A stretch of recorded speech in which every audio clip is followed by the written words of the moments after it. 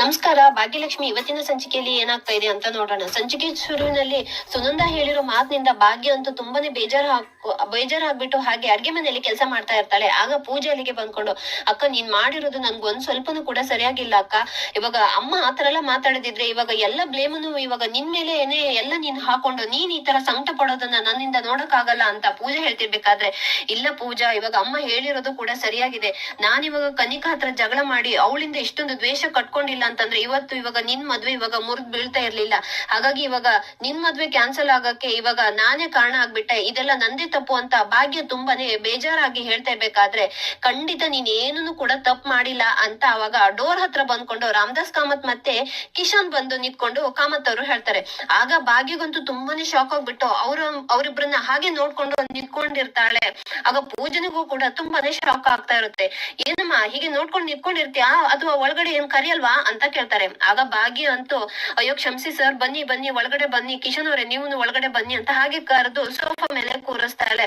ಆಗ ಮನೆಯವರೆಲ್ಲರೂ ಕೂಡ ಬರ್ತಾರೆ. ಆಗ ಕುಸುಮ ಅವರು, ಸರ್ ನಮಸ್ಕಾರ ಸರ್, ಹೇಗಿದ್ದೀರಾ ಅಂತ ಕೇಳ್ತಾರೆ. ನೋಡಿ ಅಮ್ಮ ಹೀಗಿದ್ದೀನಿ, ನಾನಂತೂ ತುಂಬಾನೇ ಚೆನ್ನಾಗಿದ್ದೀನಿ ಅಂತ ಅವಾಗ ಕಾಮತ್ ಅವರು ಹೇಳ್ತಾರೆ. ಆಗ ಸುನಂದ ಮಾತ್ರ ಭಾಗ್ಯನ ಹತ್ರ ಕನ್ಸನ್ನೆ ಮಾಡ್ಬಿಟ್ಟು, ಯಾರು ಅಂತ ಕೇಳ್ತಾರೆ. ಅಮ್ಮ ನಾನು ಸ್ಕೂಲ್ಗೆ ಅವತ್ತೆಲ್ಲ ಸೇರಕ್ಕೆ ನನ್ಗೆ ಹೆಲ್ಪ್ ಮಾಡಿದ್ರಲ್ವಮ್ಮ ಪರೀಕ್ಷೆ ಬರೆಯಕಲ್ಲ, ಅದ್ ಇವ್ರೇ ಅಂತ ರಾಮದಾಸ್ ಕಾಮತ್ ಅಂತ, ಅದಕ್ಕಿಂತ ಹೆಚ್ಚಾಗಿ ಕಿಶನ್ ಅವ್ರ ತಂದೆ ಅಂತ ಭಾಗ್ಯ ಹೇಳಿದ ತಕ್ಷಣ ಸುನಂದ ಅವರಿಗಂತೂ ತುಂಬಾನೇ ಖುಷಿ ಆಗ್ಬಿಟ್ಟು ನಮಸ್ಕಾರ ಮಾಡ್ತಾರೆ.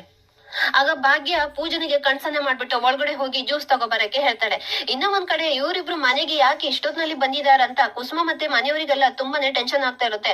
ಆಗ ಕುಸುಮ ಅವರು, ಅಲ್ಲ ಸರ್ ಇವಾಗ ನೀವಿಬ್ರು ಇಷ್ಟೊತ್ನಲ್ಲಿ ನಮ್ಮನೆ ಕಡೆಗೆ ಬಂದಿರೋ ವಿಷಯ ಏನು ಅಂತ ಗೊತ್ತಾಗ್ಲಿಲ್ಲ ಅಂತ ಹೇಳ್ಬಿಡ್ತಾರೆ. ಆಗ ಭಾಗ್ಯನು ಕೂಡ, ಅದು ಸರ್ ಇವತ್ತು ನಾವು ನಿಮ್ಮನೆಗೆ ಬಂದಿದ್ವಿ, ಅದು ಸ್ವಲ್ಪ ಮಾತಿಗೆ ಮಾತ್ ಬೆಳೆದು ನಿಮ್ ಮಗಳ ಜೊತೆ ಇವಾಗ ನಮಗೂ ಮತ್ತೆ ನಿಮ್ ಮಗಳಿಗೂ ಸ್ವಲ್ಪ ಗಲಾಟೆ ಆಗೋಯ್ತು, ಹಾಗಾಗಿ ದಯವಿಟ್ಟು ನಮ್ಮನ್ನ ಕ್ಷಮಿಸ್ಬಿಡಿ ಅಂತ ಭಾಗ್ಯ ಹೇಳ್ತಿರ್ಬೇಕಾದ್ರೆ, ಅಯ್ಯೋ ಭಾಗ್ಯ ಇದ್ರಲ್ಲಿ ನಿಮ್ ತಪ್ಪು ಏನೂ ಇಲ್ಲ ಕಣಮ್ಮ, ಅದಕ್ಕೋಸ್ಕರನೇ ಅದ್ರ ಬಗ್ಗೆ ಮಾತಾಡೋಣ ಅಂತಾನೆ ಇವಾಗ ನಾನು ಇಲ್ಲಿವರೆಗೂ ಬಂದಿರೋದು. ನೋಡಮ್ಮ ಭಾಗ್ಯ, ನನ್ ಮಗಳು ಇದ್ದಾಳಲ್ಲ, ಅದೇ ಕನಿಕಾ ಇದ್ದಾಳ ನೋಡು, ಅವಳಿಗೆ ಸ್ವಲ್ಪ ನಾನು ನಂದು ಅನ್ನೋ ಅಹಂ ಸ್ವಲ್ಪ ಜಾಸ್ತಿ, ಮುಂಚೆಯಿಂದನೂ ಕೂಡ ಅದೇ ತರ ಅಮ್ಮ. ಅವಳಿಗೆ ಎಷ್ಟು ಹೇಳಿದ್ರು ಕೂಡ ಅವಳು ಅದನ್ನ ತಿದ್ಕೊಳ್ಳೋದೇ ಇಲ್ಲ. ದೊಡ್ಡವರಿಗೆ ಗೌರವ ಅಂತೂ ಅವಳು ಕೊಡೋದೇನೆ ಇಲ್ಲ. ಹಾಗಾಗಿ ಅವಳು ಇವಾಗ ನಿಮ್ಮ ಹತ್ರ ಆತರ ಎಲ್ಲ ಬೈದು ಇವಾಗ ಬೇರೆ ನೀವು ಮನೆಗ್ ಬಂದಿರೋದು ವಿಷಯನು ಕೂಡ ಅವಳು ಅದನ್ನು ಕೂಡ ಅರ್ಥ ಮಾಡ್ಕೊಳ್ದೇನೆ ನೀವು ತಗೊಬಂದಿರೋ ತಾಂಬೂಲ ತಟ್ಟೆನೆಲ್ಲ ಬೀಳಿಸ್ಬಿಟ್ಟು ಎಲ್ಲ ಅನಾಚಾರ ಮಾಡ್ಬಿಟ್ಟಿದ್ದಾಳಲ್ಲಮ್ಮ. ಬಂದ ತಕ್ಷಣನೇ ಇವಾಗ ಮನೇಲಿ ಏನೇನಾಗಿದೆ ಅಂತ ಕಿಶನ್ ನನ್ಗೆ ಎಲ್ಲದನ್ನು ಕೂಡ ಹೇಳ್ಬಿಟ್ಟಿದ್ದಾನೆ. ಹಾಗಾಗಿ ದಯವಿಟ್ಟು ನೀವು ನಮ್ಮನೆಗ್ ಬಂದು ಇವಾಗ ಅವಳ ಹತ್ರ ಅವಮಾನ ಅನುಭವಿಸ್ಕೊಂಡು ಬಂದಿದ್ದೀರಾ ಅಂತ ಗೊತ್ತಾಯ್ತು. ಹಾಗಾಗಿ ಇವಾಗ ನನ್ ಮಗಳು ಮಾಡಿರೋ ತಪ್ಪಿಗೆ ನಾನ್ ನಿಮ್ಮ ಹತ್ರ ಎಲ್ಲ ಕೈ ಮುಗ್ದು ಕ್ಷಮೆ ಕೇಳ್ತೀನಮ್ಮ ಅಂತ ಹೇಳ್ಕೊಂಡು ರಾಮದಾಸ್ ಕಾಮತ್ ಅವರು ಕೈ ಮುಕ್ಕೊಂಡು ಕ್ಷಮೆ ಕೇಳ್ತಾ ಇರ್ಬೇಕಾದ್ರೆ, ಆಗ ಮನೆಯವರಿಗೆಲ್ಲ ತುಂಬಾನೇ ಬೇಜಾರಾಗ್ತಾ ಇರುತ್ತೆ. ಅಯ್ಯೋ ಸರ್ ನೀವು ದೊಡ್ಡವರು ಸರ್, ನೀವು ನಮ್ಮನೆಗ್ ಬಂದ್ಬಿಟ್ಟು ಈ ತರ ಎಲ್ಲ ಕೈ ಮುಗಿಬಾರ್ದು, ಅದು ನಿಮ್ ಮಗಳು ಮಾಡಿರೋ ತಪ್ಪಿಗೆ ಇವಾಗ ನೀವು ನಮ್ಮ ಹತ್ರ ಎಲ್ಲ ಕ್ಷಮೆ ಕೇಳ್ಬಾರ್ದು ಸರ್, ಏನೋ ಅವಳು ಇವಾಗ ಆ ತರ ಮಾಡ್ಬಿಟ್ಟಿದ್ದಾಳೆ, ಹೋಗ್ಲಿ ಬಿಡಿ ಅಂತ ಅವಾಗ ಕುಸುಮ ಅವರು ಹೇಳ್ತಾರೆ. ಆಗ ಕಾಮತ್ ಅವರು, ಅಲ್ಲಮ್ಮ ಭಾಗ್ಯ, ನೀವು ನಾನ್ ಇಲ್ದೇ ಇರೋ ಟೈಮಲ್ಲೇನೆ ಬಂದಿರೋದಕ್ಕೋಸ್ಕರ ಆ ಕನ್ನಿಕಾ ಇವಾಗ ದುರಂಕಾರದಲ್ಲಿ ಇಷ್ಟೆಲ್ಲ ಮಾಡ್ಬಿಟ್ಟಿದ್ದಾಳೆ. ಅಲ್ಲಮ್ಮ ಭಾಗ್ಯ, ನೀನ್ ಬರ್ತೀನಂತ ಮುಂಚಿನ ನನ್ನ ಹತ್ರ ಒಂದ್ ಮಾತು ಹೇಳದಿದ್ರೆ ಇಷ್ಟೆಲ್ಲ ಆಗೋಕೆ ನಾನ್ ಬಿಡ್ತಾನೆ ಇರ್ಲಿಲ್ವಲ್ಲಮ್ಮ ಅಂತ ಕಾಮತ್ ಅವರು ಹೇಳ್ತಿರ್ಬೇಕಾದ್ರೆ, ಅಯ್ಯೋ ಸರ್ ಅದು ನಿಮ್ ಮನೆ ಅಂತ, ಅದು ಅಲ್ದೆ ಕಿಶನ್ ನಿಮ್ ಮಗ ಅಂತ ನಮ್ಗೆ ಅಲ್ಲಿಗ್ ಬಂದ್ಮೇಲೆನೆ ಗೊತ್ತಾಗಿರೋದು ಸರ್ ಅಂತ ಅವಾಗ ಭಾಗ್ಯ ಹೇಳ್ತಿರ್ಬೇಕಾದ್ರೆ, ಓ ಹೌದಾ ಅಮ್ಮ, ಹಾಗಾಗಿನೇ ಇಷ್ಟೊಂದು ದೊಡ್ಡ ಅತಾಚುರ್ಯನೇ ನಡೆದೋಗ್ಬಿಟ್ಟಿದೆ. ಹಾಗಾಗಿ ಓ ಭಾಗ್ಯ ಅಂತ ಅವಾಗ ಕಾಮತ್ ಅವರು ಹೇಳ್ತಾರೆ. ಹೌದು ಸರ್, ನಿಮ್ಮನೆ ಅಂತ ನಮ್ಗೆ ಅಲ್ಲಿಗೆ ಬಂದ್ಮೇಲೆನೆ ಗೊತ್ತಾಯ್ತು ಅಂತ ಅವಾಗ ಕುಸುಮ ಅವರನ್ನು ಹೇಳ್ಬಿಡ್ತಾರೆ.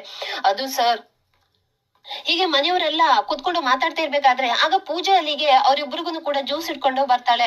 ಆಗ ಪೂಜಾ ಬಂದು, ಸರ್ ಇವಳೆ ಸರ್ ನನ್ ತಂಗಿ ಪೂಜಾ ಅಂತ, ಕಿಶನ್ ಇಷ್ಟಪಟ್ಟಿರೋ ಹುಡುಗಿ ಇವಳೆ ಅಂತ ಭಾಗ್ಯ ಹೇಳಿದ ತಕ್ಷಣನೇ ಆಗ ಪೂಜಾನು ಕೂಡ ಅವ್ರ ಕಾಲಿಗೆ ಬಿದ್ದು ಆಶೀರ್ವಾದ ತಗೊಂತಾಳೆ. ಏನಮ್ಮ ಪೂಜಾ, ಇವಾಗ ನಮ್ ಮಗ ಅಂತಂದ್ರೆ ನಿಮ್ಗೆ ಇಷ್ಟನಮ್ಮ ಅಂತ ಅವಾಗ ಕಾಮತ್ ಅವರು ಕೇಳ್ತಾಳೆ. ಆಗ ಪೂಜಾ ಮಾತ್ರ ಏನು ಮಾತಾಡ್ದೆ ಹಾಗೆ ಭಾಗ್ಯನ್ ಮುಂದೆ ಬಂದು ಭಾಗ್ಯನ ಹತ್ರ ಬಂದ್ಬಿಟ್ಟು ನಿಂತ್ಕೊಂಡಿರ್ತಾಳೆ. ನೋಡಮ್ಮ ಭಾಗ್ಯ, ಇವಾಗ ನನ್ ಮಗ ಮತ್ತೆ ನಿನ್ ತಂಗಿ ಇವಾಗ ಒಬ್ರನ್ನೊಬ್ರು ಬಿಟ್ಟಿರ್ಲಾರ್ದ ಅಷ್ಟೊಂದು ಇವಾಗ ಪ್ರೀತಿ ಮಾಡ್ತಿದಾರಂತ ಗೊತ್ತಾಯ್ತು. ಹಾಗಾಗಿ ಇವಾಗ ಕನ್ನಿಕನಿಂದಾಗಿ ಅವರಿಬ್ರು ದೂರ ಆಗೋದು ನನ್ಗೆ ಇಷ್ಟ ಇಲ್ಲಮ್ಮ. ಹಾಗಾಗಿ ಇದಕ್ಕೆ ಏನಾದ್ರೂ ಒಂದು ವ್ಯವಸ್ಥೆ ಮಾಡ್ಬೇಕು ಅಂತಾನೆ ಇವಾಗ ಈ ವಿಷಯ ಕಿಶನ್ ಹೇಳಿದ ತಕ್ಷಣನೇ ನಾನು ಹಿಂದೆ ಮುಂದೆ ಯೋಚನೆ ಮಾಡ್ದೇನೆ ಕಿಶನ್ ನ ಕರ್ಕೊಂಡು ನಾನು ಇಲ್ಲಿಗೆ ಬಂದಿರೋದು ಅಂತ ಅವಾಗ ಕಾಮತ್ ಅವರು ಹೇಳಿದ ತಕ್ಷಣ ಭಾಗ್ಯಗಂತೂ ತುಂಬಾನೇ ಸಂತೋಷವಾಗಿ, ಆಗ ಹೌದು ಸರ್ ಇವಾಗ ಏನ್ ಮಾಡ್ಬೇಕು ಅಂತ ಇವಾಗ ನನ್ಗಂತೂ ಗೊತ್ತೇ ಆಗ್ತಾ ಇಲ್ಲ ಅಂತ ಅವಾಗ ಭಾಗ್ಯ ಕೂಡ ಹೇಳ್ತಾಳೆ.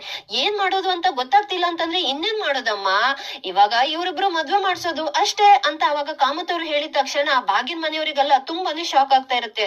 ಅದು ಸರ್ ಇವಾಗ ಕನ್ನಿಕಾ ಒಪ್ಕೊಳ್ತಾ ಇಲ್ವಲ್ಲ ಸರ್, ಹಾಗಾಗಿ ಅಂತ ಅವಾಗ ಭಾಗ್ಯ ಹೇಳಿದ ತಕ್ಷಣನೇ, ನೋಡಮ್ಮ ಭಾಗ್ಯ, ಅವಳು ಒಪ್ಕೊಂಡ್ರು ಅಷ್ಟೇ, ಬಿಟ್ರು ಅಷ್ಟೇ. ಇವಾಗ ಇವರಿಬ್ರು ಪ್ರೀತಿ ಮಾಡ್ತಿದ್ದಾರೆ, ಇವರಿಬ್ರು ಇವಾಗ ಮದ್ವೆ ಆಗ್ಬೇಕು ಅಂತ ಅನ್ಕೊಂಡಿದಾರ ಅಂತಂದ್ರ ಮೇಲೆ ಇವಾಗ ಕನ್ನಿಕನ್ ಒಪ್ಪಿಗೆನ ಯಾರಮ್ಮ ಕೇಳ್ತಾರೆ? ನಾನು ಹೇಳ್ತಾ ಇದೀನಿ ನೋಡು, ಇವ್ರಿಬ್ರನ್ನ ನಾವು ಪ್ರೀತಿ ಮಾಡ್ತಿದಾರ ಅಂತಂದ್ರ ಮೇಲೆ ಇವ್ರಿಬ್ರನ್ನ ಯಾವ್ದೇ ಕಾರಣಕ್ಕೂ ನಾವು ದೂರ ಮಾಡ್ಬಾರ್ದು.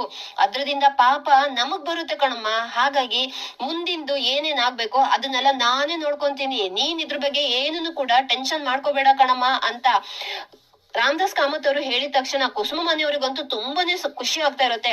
ಆಗ ಕುಸುಮ ಅವ್ರಂತೂ, ಅಯ್ಯೋ ಸರ್, ನೀವ್ ಈ ತರ ಹೇಳಿದ್ರಲ್ಲ ಸರ್, ಇವಾಗಂತೂ ನನಗಂತೂ ತುಂಬಾನೇ ಖುಷಿ ಆಯ್ತು ಅಂತ ಆಗ ಕುಸುಮ ಅವರು ಕಾಮತ್ ಅವ್ರ ಹತ್ರ ಕೈ ಮುಗ್ದು ಕೇಳ್ಕೊಂತಾ ಇರ್ತಾರೆ.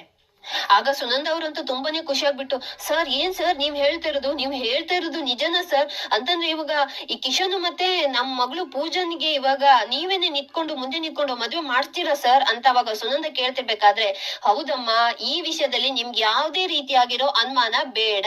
ಇವಾಗ ಯಾರೇ ಒಪ್ಪದಿದ್ರು ಬಿಟ್ರು ಅಷ್ಟೇ, ಇವರಿಬ್ರು ಮದ್ವೆನ ಯಾರಿಂದನೂ ಕೂಡ ನಿಲ್ಸಕ್ ಆಗಲ್ಲ. ನಾನೇ ಮುಂದೆ ನಿಂತು ಎಲ್ಲದನ್ನು ನಡೆಸ್ಕೊಡ್ತೀನಿ, ಇದ್ರ ಬಗ್ಗೆ ನಿಮ್ಗೆ ಯಾವ ಅನುಮಾನನೂ ಕೂಡ ಬೇಡ ಅಂತ ಕಾಮತ್ ಹೇಳ್ತಾರೆ. ಆಗ ಭಾಗ್ಯ ಅಂತೂ ತುಂಬಾನೇ ಖುಷಿ ಆಗ್ಬಿಟ್ಟು, ಸರ್ ತುಂಬಾನೇ ಥ್ಯಾಂಕ್ಸ್ ಸರ್, ನೀವ್ ಇಷ್ಟ ಹೇಳಿದ್ರಲ್ಲ, ಇವಾಗ ನನ್ಗಂತೂ ಸಮಾಧಾನ ಆಯ್ತು. ಎಲ್ಲಿ ಇವಾಗ ನನ್ ತಂಗಿ ಮತ್ತೆ ಇವಾಗ ನಿಮ್ ಮಗ ಇಬ್ರು ಕೂಡ ದೂರ ಆಗ್ತಾರನೋ ಅಂತ ನನ್ಗಂತೂ ತುಂಬಾನೇ ಟೆನ್ಷನ್ ಆಗಿತ್ತು ಅಂತ ಅವಾಗ ಭಾಗ್ಯ ಹೇಳ್ತಾ ಇರ್ತಾಳೆ. ಇನ್ನ ಒಂದ್ ಕಡೆ ತಾಂಡವ್ ಮತ್ತೆ ಶ್ರೇಷ್ಠ ಅಂತೂ ತುಂಬಾನೇ ಖುಷಿಯಾಗಿರ್ತಾರೆ. ನೋಡ್ದೆ ಶ್ರೇಷ್ಠ, ಕೊನೆಗೂ ನಾನ್ ಇವಾಗ ಏನ್ ಅನ್ಕೊಂಡಿದ್ನೋ ಅದೇ ತರನೇ ಆಗೋಯ್ತು. ಬರುವಾಗ ಭಾಗ್ಯ ಮತ್ತೆ ಅವ್ರ ಮನೆಯವರೆಲ್ಲ ಎಷ್ಟು ಖುಷಿಯಾಗಿ ಕನ್ನಿಕನ್ ಮನೆ ಅಂತ ಗೊತ್ತಾಗ್ದೇನೆ ಕನ್ನಿಕನ್ ಮನೆ ಒಳಗಡೆ ಬಂದ್ರು ಅಂತ. ಅವಾಗ ಕನ್ನಿಕಾ ಬಿಟ್ಬಿಡ್ತಾಳ, ಹೇಗೆ ಅವ್ರಿಗೆಲ್ಲ ಅವಮಾನ ಮಾಡ್ಬಿಟ್ಟು ಒದ್ದು ಮನೆಯಿಂದ ಹೊರಗಡೆ ಹಾಕಿದಾಳಂತ. ಇವತ್ತಿಗೇನೆ ಪೂಜಾ ಮತ್ತೆ ಕಿಶನ್ ಮದ್ವೆ ಚಾಪ್ಟರ್ ಅಂತೂ ಇಲ್ಲಿಗೇನೆ ಕ್ಲೋಸ್ ಆಯ್ತು. ಇನ್ನ ಒಂದ್ ವೇಳೆ ಕಿಶನ್ ಇವಾಗ ಪೂಜನ್ ಹತ್ರ ಮಾತಾಡದಿದ್ರು ಕೂಡ ಕನ್ನಿಕಾ ಮಾತ್ರ ಅದನ್ನ ಸಹಿಸಲ್ಲ. ಅವಳೇ ಅದಕ್ಕೆಲ್ಲ ಒಂದು ಪುಲಿ ಸ್ಟಾಪ್ ಇಟ್ಬಿಡ್ತಾಳೆ. ಇನ್ನ ಯಾವ್ದೇ ಕಾರಣಕ್ಕೂ ಕಿಶನ್ ಮತ್ತೆ ಪೂಜಾ ಮದ್ವೆ ಅಂತೂ ಈ ಜನ್ಮದಲ್ಲಿನೇ ಸಾಧ್ಯ ಇಲ್ಲ.